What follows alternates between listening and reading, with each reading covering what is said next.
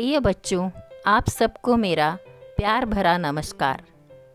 बच्चों, हम लोग प्रतिवर्ष 9 अगस्त को क्रांति दिवस मनाते हैं, लेकिन इस बार 9 अगस्त को संडे था। आज 10 अगस्त को हम शाला में क्रांति दिवस मना रहे होते, किंतु बच्चों इस वर्ष कोरोना महामारी के कारण हम शाला में तो नहीं आ रहे हैं। फिर भी क्या हम हमारे क्रांतिकारियों को भुला सकते हैं? नहीं, हम हमारे क्रांतिकारियों को भुला तो नहीं सकते, क्योंकि उन्होंने हमारे देश के लिए अपनी कुर्बानी दे दी, अपने प्राण न्यौछावर कर दिए। जिस प्रकार हम घर पर रहकर अपने सभी त्योहारों को मना रहे हैं, उसी प्रकार हम शाला के कार्यक्रमों को, राष्ट्रीय त्योहारों को वीर जवानों के साथ, वीर जवानों को याद करके मना सकते हैं। आइए, आज मैं आपको क्रांति दिवस क्यों मनाया जाता है ये बताना चाहती हूँ। जो जलकर बुझ जाए उसे आग कहते हैं। जो जलकर बुझ जाए उससे आग कहते हैं। जिस आग में जलकर लाखों अमर हो जाएं, उसे क्रांति कहते हैं। जिस आग में जलकर लाखों अमर हो जाएं, उसे क्रांति कहते हैं। बच्चों, आज़ादी के पहले अंग्रेजों ने लगभग 200 वर्षों तक हम पर राज किया। अंग्रेज व्यापार करने के बहाने से भारत आए। वह हमारी आपसी फूट और असाक्षरता जैसी कमजोरी का फ़ायदा उठाकर हम पर शासन करने लगे। हम पर अन्याय, अत्याचार करने लगे। हमारे देश का सारा पैसा लूटकर ब्रिटेन भेजने लगे। देश को गरीब बनाते चले गए। तब धीरे धीरे लोगों में असंतोष फैलने लगा और सबसे पहले 1857 में मंगल पांडे ने अंग्रेजों के विरुद्ध आवाज़ उठाई।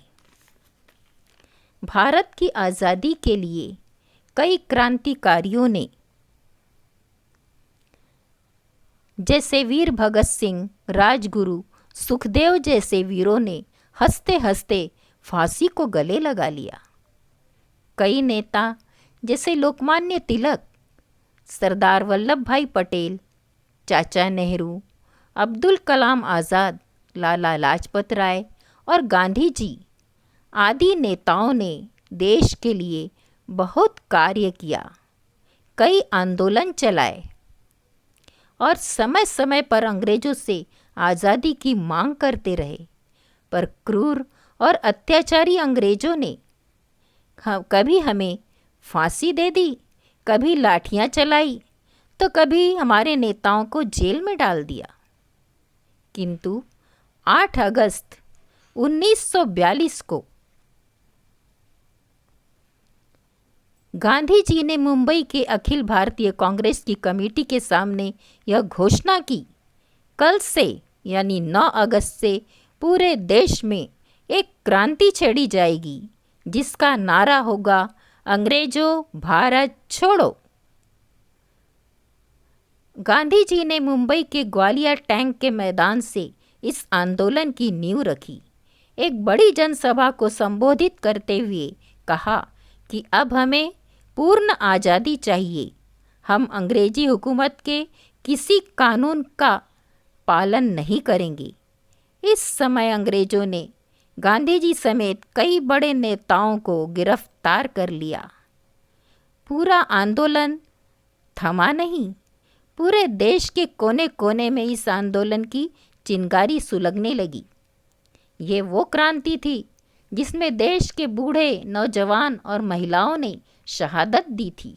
देश के हर व्यक्ति में एक आग पैदा हो गई थी कि कुछ भी हो, अंग्रेजों को भारत से भगाना है। देश का हर व्यक्ति अपनी जान देने को तैयार था। गांधी जी ने भी लोगों को करो या मरो का नारा दिया था। इस आंदोलन ने अंग्रेजी हुकूमत की जड़ें हिलाकर रख दी।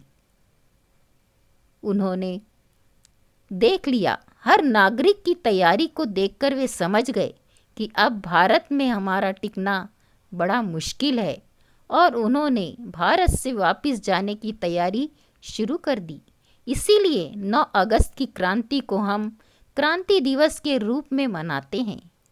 यहीं से हमारी आज़ादी का रास्ता खुल गया।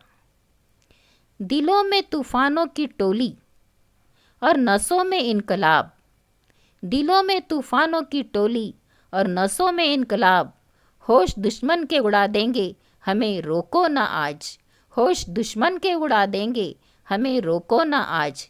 ऐसे जज्बात वाले हर वीर क्रांतिकारी को मैं शत शत नमन करती हूँ, बारंबार प्रणाम करती हूँ और आप सबसे निवेदन करती हूँ कि इन वीरों की शहादत को सदा याद रखना, हमारे वीरों के बलिदान को कभी न भुलाना। हाँ बच्चों, हमारी आज़ादी बड़ी कीमती है, इसे संभाल कर रखना, कभी आपस में फूट न पड़ने देना, सदा देश में एकता व प्रेम से रहना ताकि कोई ताकतवर अंदर घुस न पाए। हमें बलशाली राष्ट्र बनकर देश को प्रगति के पथ पर आगे बढ़ाना है। इतना मैं आपको बताना चाहती थी बच्चों। जय हिंद, जय भारत।